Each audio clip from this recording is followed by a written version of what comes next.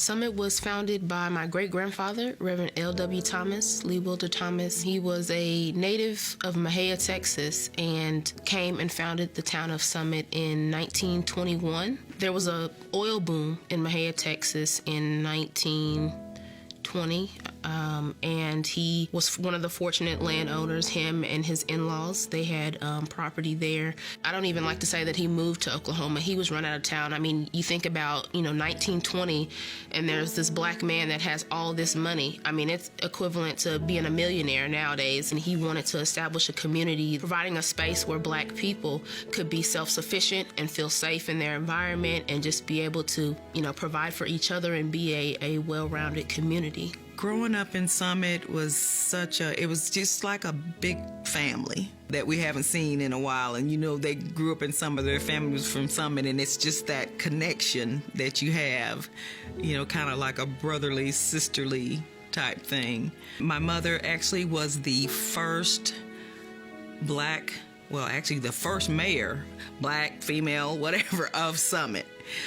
She was responsible for getting the town incorporated. She was very focused on education, and that was just one of her goals, was to get the town of Summit incorporated, and she kept on until she did. She married my father, Joe Thomas, which was one of L.W. Thomas's younger sons. One of the first things he did was establish a church. They established the St. Thomas Primitive Baptist Church. They built a structure in 1923. The members got together and they, with local materials and things, they built the church. Since Summit was so small, there was St. Thomas Church, and then there was First Baptist.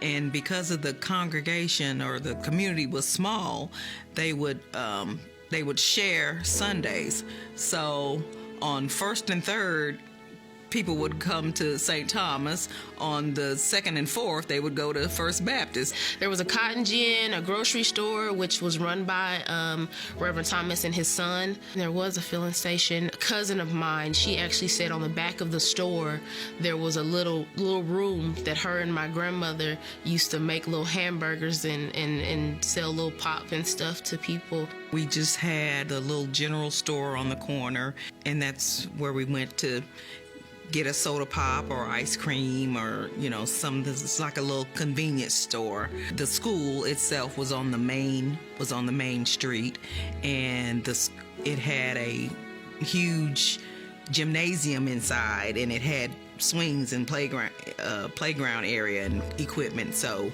that's where we would congregate with your friends to play at the school.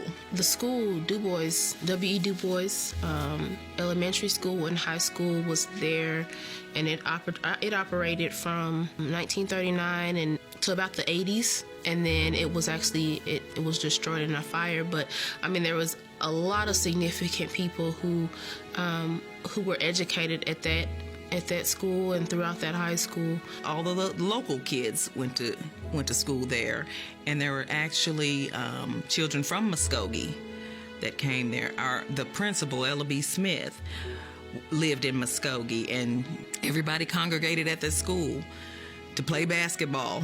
They would say, "Boy, those kids from Summit can really play basketball."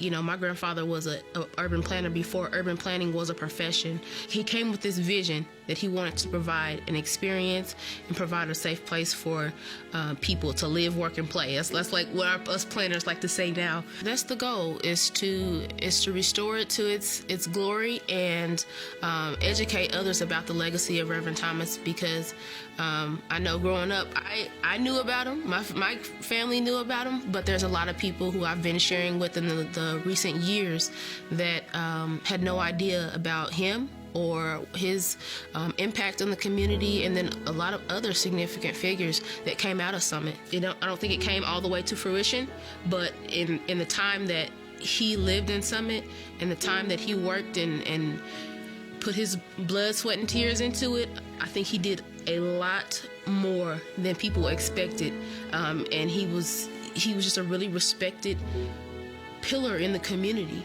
It's an honor to follow in his footsteps and to carry on that legacy.